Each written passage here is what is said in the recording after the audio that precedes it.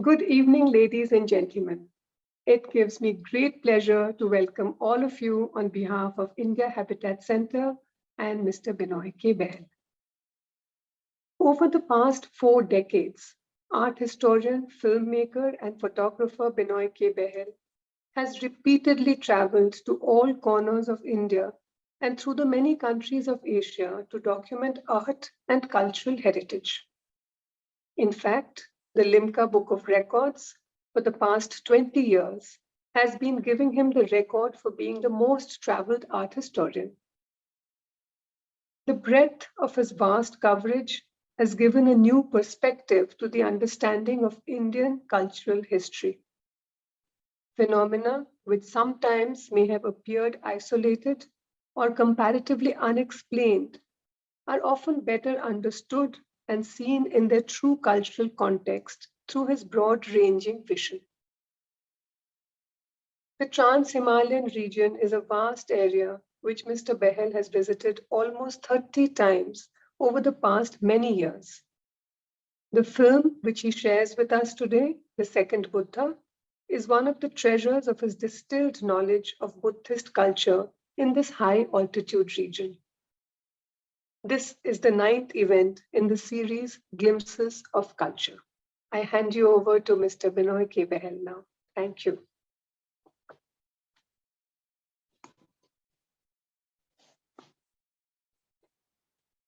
Good evening, ladies and gentlemen. Thank you very much, Sujata Chatterji, for that very kind introduction. My many thanks to India Habitat Center and its director, Mr. Suneet Tandon. Habitat Center has so kindly collaborated with me so often to take the knowledge of Indian art and culture to so many. Thank you. My grateful thanks to Ms. Renu Oberoi, the head of the programming division of IHC, for organizing it all so splendidly and so warmly. And to Sushant for the marvelous technical support of this program. My thanks are also deeply owed to Doordarshan, who have so warmly supported the making of so many of my films. In such a commercial world as we have today, it's indeed wonderful that Doordarshan has been taking its role as a public broadcaster so seriously and so warmly, and has over the years supported these very serious, deeply researched films of mine on Indian art and culture. I'm very grateful to them. Ladies and gentlemen, excellencies, it was in the 4th century that Asanga and Vasu Bandhu in the valley of Kashmir formulated the Yogacara school of Buddhism. This was a school of Buddhism which as you are aware, yoga is the action part of Indian philosophy. And in early Buddhism, the understanding had been, the belief had been that it is our desires and attachments which lead to pain and suffering in the world. And it is by doing away with these desires that we create that peace of mind to be able to proceed towards knowledge of that which is eternal and true. And this is easier said than done. It took many great intellectuals centuries to formulate paths and to formulate steps on those paths towards this enlightenment, towards this shedding of desires, towards this gaining of knowledge therefore putting away the illusory concerns of the material world which plague us all the time, and to be able to proceed step by step towards knowledge. So it was great thinkers like Asanga and Vasubandhu. And here I would like to mention that in faraway Japan, I have had the good fortune to see representations in an early temple at Nara, sculptures of Asanga and Vasubandhu. It's wonderful to see that the way that the Japanese deeply revere knowledge, and they remember the proponents of that knowledge with so much respect and with a deep memory. And even as I mentioned, Japan, which is at the far eastern end of the tradition of Buddhism, I'm reminded that more recent depictions of Asanga and Vasubandhu I have seen at Kalmykia, the only European part of Russia which has a traditional Buddhist heritage. And here we have the good fortune of the acharyas of Nalanda being depicted, and these are also shown among them. Now, in the Valley of Kashmir and in the great Buddhist centers of the eastern plains of India, this Yogacara school of thought blossomed further into the more sophisticated developments of the Vajrayana school. And it was in the 8th century that the great Guru Padmasambhava took this developed Vajrayana form of Buddhism from Kashmir across Ladakh, Lahore Spiti, Kinnaur, all of Tibet, Sikkim, Bhutan, and Arunachal Pradesh. Over this area of high mountain passes, more than 2,000 kilometers of this great journey of Guru Padmasambhava established Buddhism in the hearts and minds of the people across this vast region forever. I take pleasure in showing you today a film, The Second Buddha, about Guru Padmasambhava. Sushant, may I request you to please run the film? Thank you so much.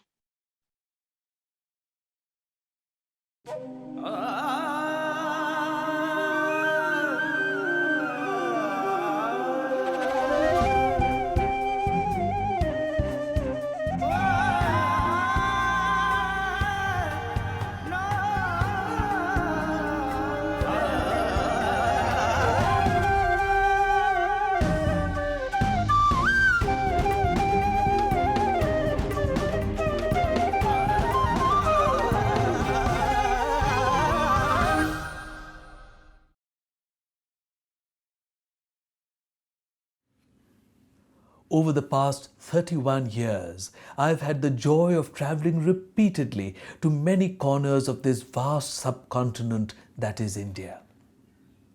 It is amazing to see how landscapes, culture, food, music, dances, and even languages change every few hundred kilometers that you drive.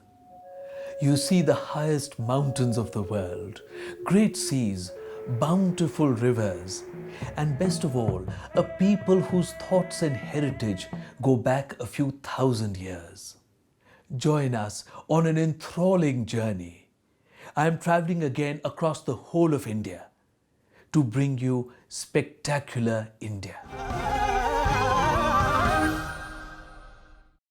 This is one of the greatest true stories of the world. It is also a story about one of the most powerful personalities in all history. Guru Padmasambhava, with his magic and his flamboyant ritual dances, dominated the roof of the world in his time in the 8th century. Indeed, this story is about one of the great miracles in human history, when Guru Padmasambhava, in the power and majesty of his mission, travelled across the highest mountains. He travelled over 2,000 kilometers of inhospitable high-altitude desert to spread the message of the Buddha. These are regions where oxygen is scarce in the thin air and often it is difficult to breathe. Mountains reach for the skies, and even the hundreds of passes he would have had to cross are often higher than 15,000 feet. The great Guru not only crossed these lofty mountains and barren stretches of icy desert, he transformed the people across these lands. Owing to him, the men and women here remain Buddhist till today. Guru Padmasambhava, he is popularly known as, and also in Tibetan people call him as Guru Rinpoche. It was he who has systematically established Buddhism in Tibet. And he, along with Professor Shant Rakshita, founded the first monastic system in Tibet. Samye monastery was built. So therefore, in one way, in Tibetans truly treat him as a second Buddha. Reason being, it is he who has taught them Buddhism. He's the person who's supposed to have come to Ladakh and subdued the demons which this area abounded in and preached Buddhism. And even now there are many places where he is said to have meditated and given religious discourses. And as you might know, the famous Hemis monastery of Ladakh, he is the patron priest of that monastery, ancient monastery. It was the 8th century. Shanta Rakshita of the Nalanda University was in Lhasa in Tibet. He had been invited to teach Buddhism. There Shanta Rakshita founded the first monastery of Tibet. It was called Same and was based upon the Udantpuri Mahavihara in Bihar. However, Shanta Rakshita found that the people of Tibet were not converting to Buddhism.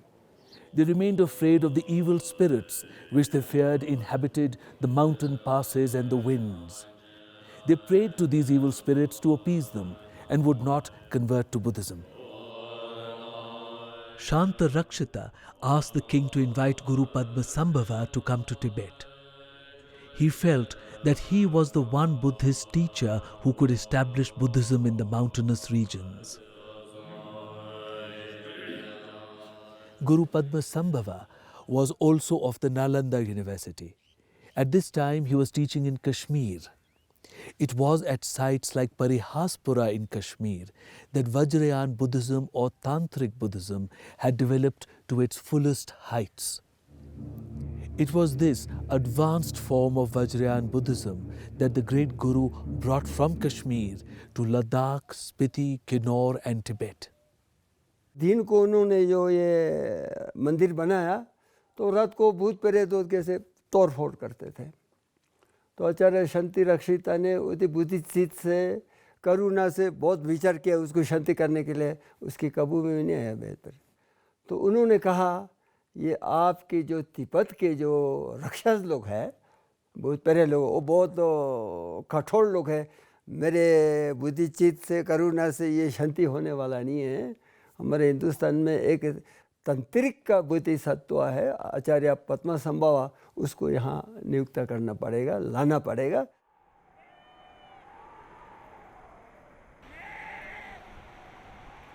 We are at Zojila Pass at 11,400 feet altitude. At this height, the oxygen becomes less in the air and we have to rest for some time to let the body acclimatize to it. It is through here that the great Guru Padmasambhava took Buddhism from Kashmir to Ladakh, Lahaul Spiti, Kinnaur and to Tibet.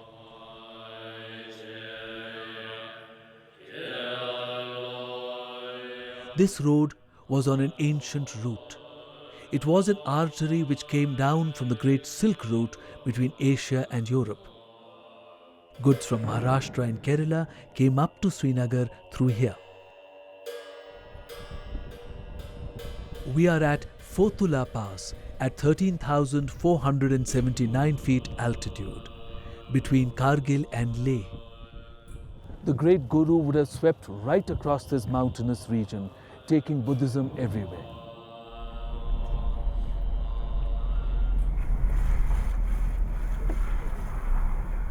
Guru Padmasambhava was known to be a great master of Tantric Buddhism. He used the greater magic of his tantras to subdue the feared demons. He made them defenders of the Buddhist faith. It is believed that when he was consecrating the monastery at Same, he rose into the air to dance the sacred cham. Where his shadow fell, the ground became sacred, and that became the boundary of the monastery. Till today, the cham is practiced everywhere across the Himalayan region to keep the land pure and for Buddhism to prosper.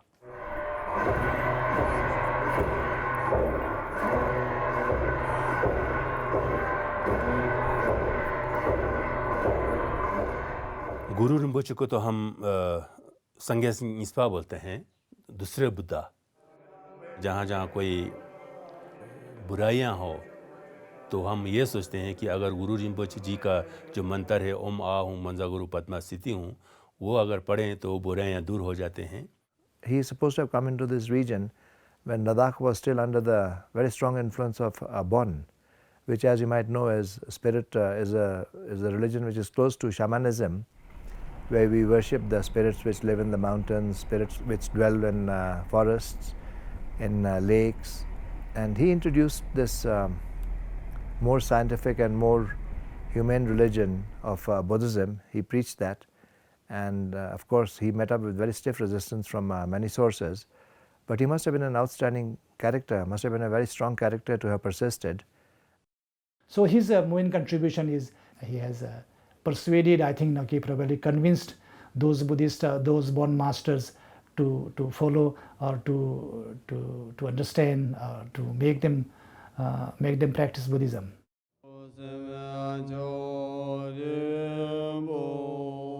The Tak Thok Cave Monastery is about 55 kilometers southeast of Leh. It belongs to the Nyingma sect of Buddhists and is believed to have been founded by the great Guru Padmasambhava himself. In his journeys through Ladakh, the great Guru is believed to have meditated in the cave here. The monastery is deeply revered on that account. उन्होंने टकथोक गोनपा में कई दिन गुजारे और उसमें से पानी निकल आए, वो अपने आप पानी जिसे हम गुरु डुक्चू कहते हैं, बहुत आज भी उसमें पानी है. अगर आप लोग जाके उस छत को अगर टच करें तो उसमें पानी निकल आते हैं. और उन्होंने हमारे दुनिया में शांति के लिए, दुनिया में अमन के लिए और हर किस्म के राक्षस जितने भी दुनिया में उनको ख़त्म करने के लिए बहुत कुछ किया. आज भी हम जब दुश्मन होते हैं तो हम कहते हैं एक गुरु रिम्पोचे का स्टैचू बना लो, या उसका जो थंका है गुरु रिम्पोचे का एक थंका अपने गोम्पा में रख लो, तो वो खुद ब खुद ख़त्म हो जाएंगे. अंदर का पेंटिंग सब ठीक ठाक है? ठीक है जी, वैसे का वैसे. In temples right across Ladakh, there are images of Guru Padmasambhava. He is the beloved second Buddha of the people. And everybody try to associate most of the ancient monasteries or caves, whatever, try to associate with the Padmasambhava, especially those yogis. They try to identify, and they feel privileged to go to those caves and meditate there because it is blessed by the Padmasambhava. So the whole Himalaya is dotted with the Padmasambhava's memories, his footprints, his caves, all ancient temples where he'd said. But historically, it is very difficult to prove it. But in tradition or the folk tales, it's very, very much popular there. In the monastic centers of Kashmir, there was great emphasis on meditation in Buddhist practice.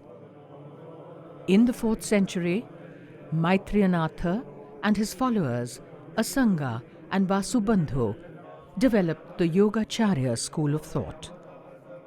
They believed that the most effective method for the attainment of the truth was through meditation or yoga. Yoga means to become one with the eternal.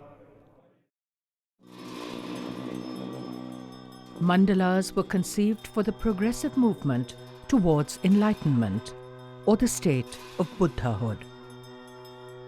The Buddha is in the center of the mandala, and around him are deities representing different qualities of him.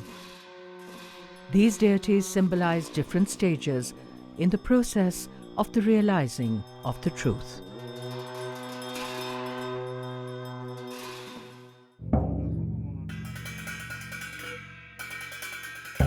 Vajrayana Buddhism, also called Mantrayana or Tantrayana, was based upon earlier Buddhist texts and philosophy. However, in earlier thought, nirvana was possible only through many lifetimes of effort. The Vajrayana offered the possibility of nirvana within a single lifetime. The Vajra, from which this school takes its name, stands for both the clarity of a diamond and the striking nature of a thunderbolt. The Vajra also stands for the moment of illumination, which comes upon the seeker like a clap of thunder. Then later on, when the Mahayana Buddhism further developed into the Vajrayana or Tantric Buddhism, there they try to put these philosophical aspects of the Four Noble Truths, Eightfold Path, impermanence, how to realize and put into the practice now. Ultimately, Buddhism is not an academic exercise, it is for the practice. Unless until you put into practice, unless until you realize them, and after realizing and experiencing that is thing which Tantric or Vajrayana Buddhism put stress over that. So how to realize this truth now? The complex rituals, mantras or chants, and mudras or hand movements of Vajrayana Buddhism were codified in the form of tantras. Tantra literally means to carry on knowledge. From the 8th and 9th century till around the 12th century, the system of Yoga Tantra was predominant in eastern India and Kashmir. From here, it spread to Nepal, Tibet, Korea, Japan, and Indonesia.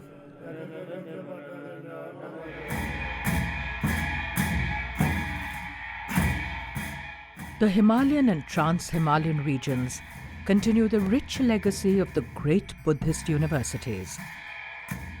This philosophic belief of the oneness of the whole of creation and the search for enlightenment continues in the mountains till today. Stories surrounding the life of Padmasambhava parallel those of Gautama Buddha. Like the Buddha, his birth was miraculous. Like him, he was brought up as a prince in the court of his father. Also like Siddhartha, Padmasambhava's father forbade him from seeking a religious life. Padmasambhava's battle with evil spirits in Tibet echoes the original Buddha's battle against Mara. Mara is the personification of the confusions and doubts in our minds. This is the evil which keeps us away from true knowledge. It is the same confusions in the minds of the Tibetans then, which are popularly known as evil spirits. Himalayan Buddhists believe that Padmasambhava appeared as an 8-year-old child in a lotus blossom floating in Lake Dhanakosha in the kingdom of Udayana. References have been found in literature to an Udayana in the Swat Valley near Kashmir and another Udayana in Bihar. We do not know which one he came from. Nalanda, where he studied, was in Bihar in eastern India. His special nature was recognized by the local king, who married him to one of his daughters, Mandarava. she developed into an advanced practitioner of Tantric Buddhism. Yeshe Tsogyal was his other great consort later in Tibet. She also became a highly developed practitioner of the Tantras.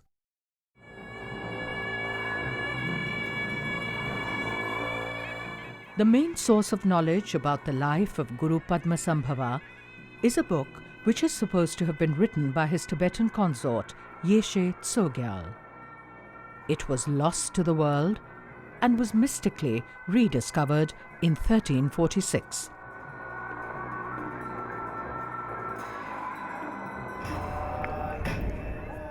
Stories about the life of Padmasambhava are not agreed about the length of time he spent in Tibet. Some say he was there for 6 months, others say 50 years.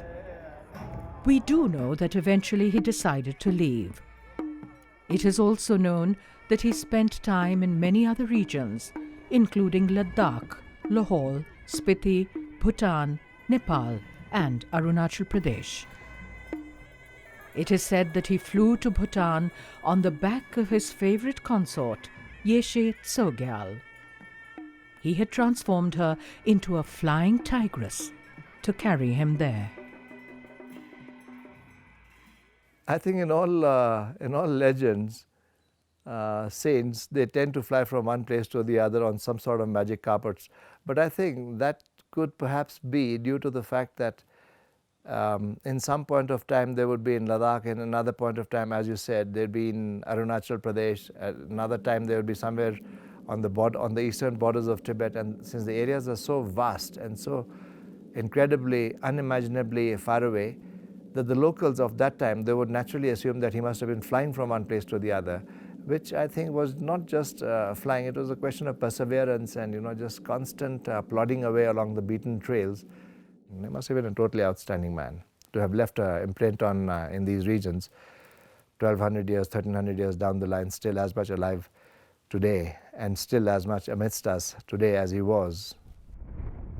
In those days, teachings was largely carried out through the oral traditions, and sometimes they write it, and then when they put into writing, these texts are being hidden into the caves or somewhere in the rocks, sometimes on the tree hollows. So this is kept because the teaching was so subtle. At the time, the people of the Tibet was not able to understand that. So in coming days, any able person will come, he will dig out or trace out these texts, then made available to the common people. This is called the Terma tradition. Padmasambhava जी क्या कि जब photo देखेगा या मूर्ति देखेगा, वो actually वो असली जो वास्तव में वो पंडिता का वेश होना था, लेकिन वो एक राजा के वेश में है अभी. वो इसलिए है, तिब्बत के राजा ने उसको रिस्पेक्ट के लिए, आदर के लिए राजा का वेश पहना दिया. इसीलिए आचार्य पद्मसंभव का वेश जो है अभी राजा के किंग के रूप में उसको दिखाई पड़ेगा.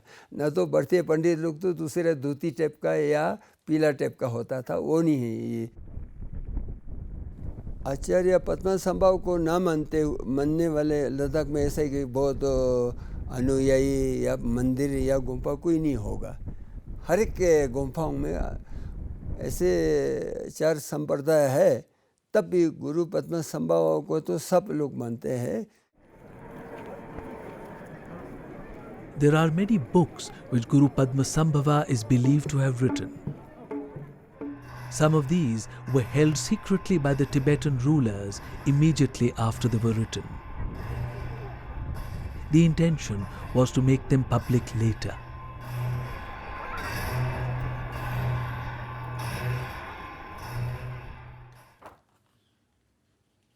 In the writings of Guru Padmasambhava, it is very clear that he was a revolutionary. He was well versed in traditional Buddhist practices. However, he was a visionary thinker and had very little patience with dull and tedious rituals. He spoke from his own personal experience of the truth. This was truly in the deepest Indian tradition of thought. In Indic philosophy, the written word is considered dead. The truth has to be heard from a guru. Knowledge has to be experiential, rooted in one's own personal self. In other words, the truth may always remain the same, but it has to be relived by each person.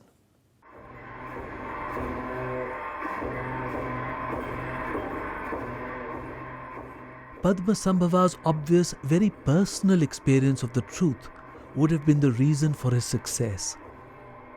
That is why he would have earned the title of the great Guru, Guru Rinpoche.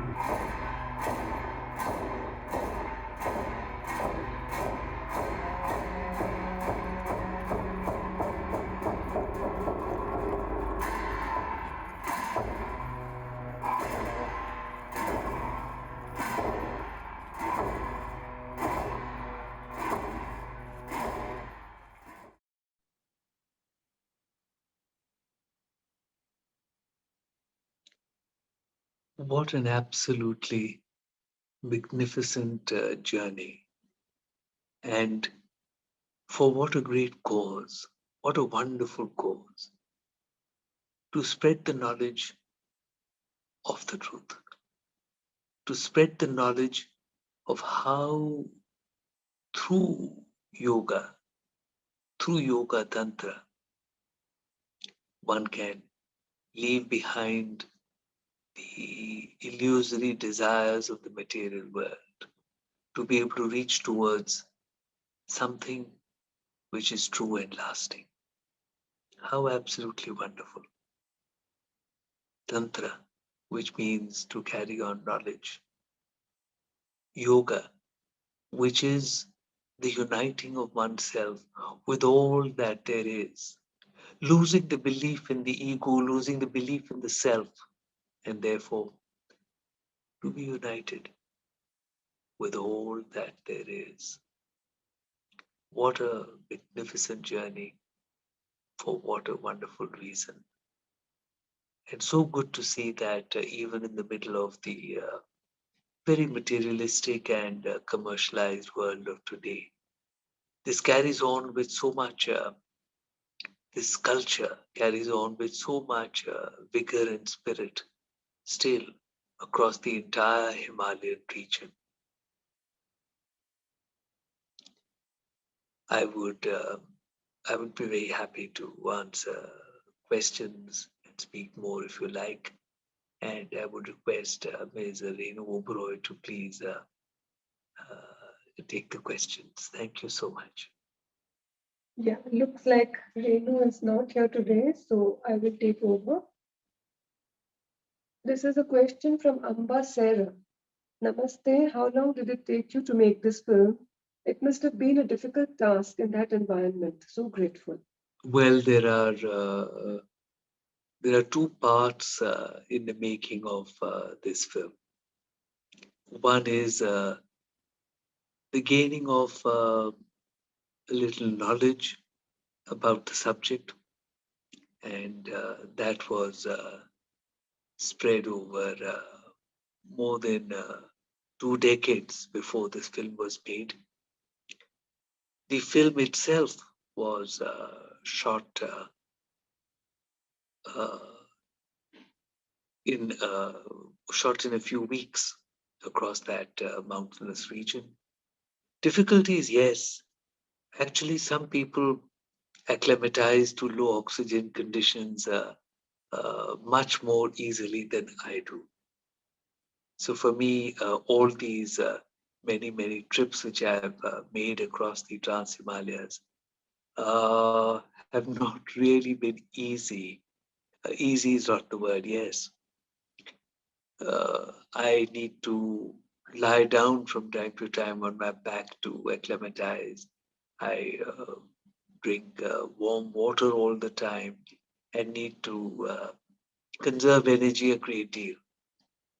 But the important thing is that finally, with perseverance, I reach everywhere that has to be reached.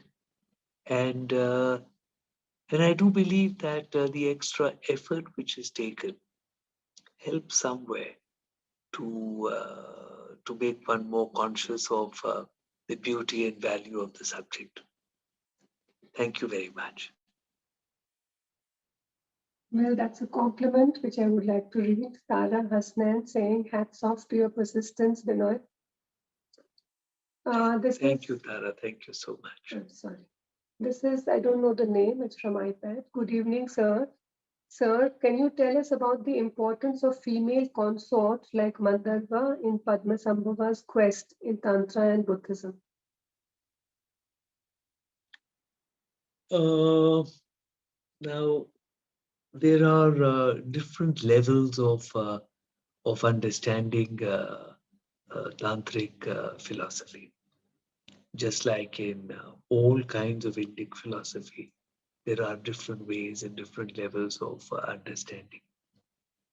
So, on the one hand, is the belief that all different forces, which include the male and the female, come together to create that unity of understanding. But you must always remember that the final understanding is that the life as we see it, all the differences that we see, all the coming together of the different elements that we perceive are actually all empty of meaning. We perceive them only because of the limitations of our senses and sensibilities. Therefore, these different elements that we see, these different objects that we see, these different people that we see, these different personalities that we see, the male and the female division that we see, are all used to help us understand, because we are so used to these things in the world around us. But finally, the understanding takes us beyond all these differences and beyond all the consorts, beyond in fact, even the deities. It is very clearly understood that even the deities are only a step in the path towards knowledge.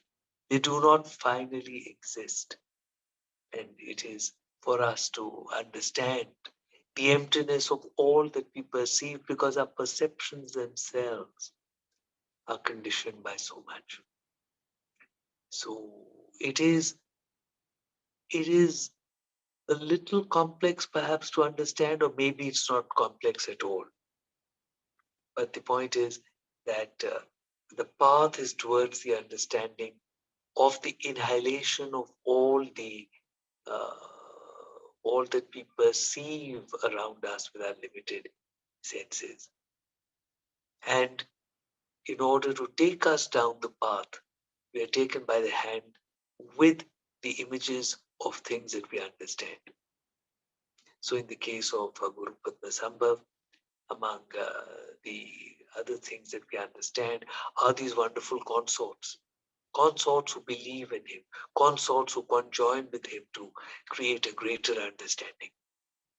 Thank you very much. That question was from Sahil Thakur from Lahore Spiti in Himachal Pradesh, and he says, thank you so much, sir. There's a comment from Cheng Sochiat saying, thank you so much with gratefulness.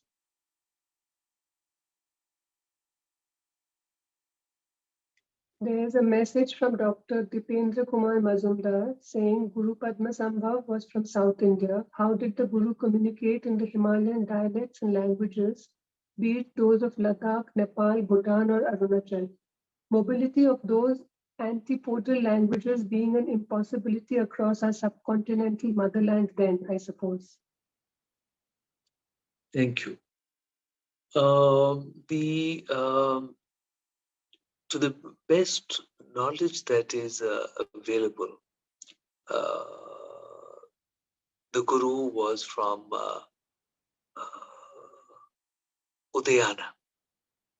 Now, Udayana, the two Udayanas have been identified. One Udayana is near the Swat Valley in the northern regions, and the other is in Bihar, near the Udantpuri Mahavihara. So it is one of these places that he is supposed to have come from. Though, of course, purely historical evidence is not available even of this. Most importantly, one must understand the ideas which he represented and how these ideas traveled.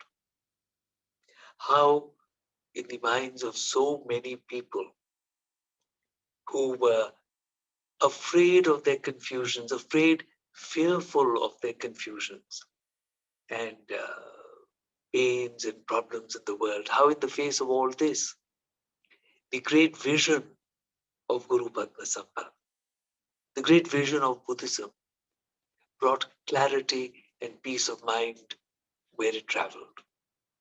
And Guru Padmasambhava stands for that. My many thanks again to India Habitat Center, Sushant, and to Sujata. I believe Ms. Renu Oberoi was not able to join us because she's in the mountains near Missouri, and very often the internet lets her down. Thank you all very much.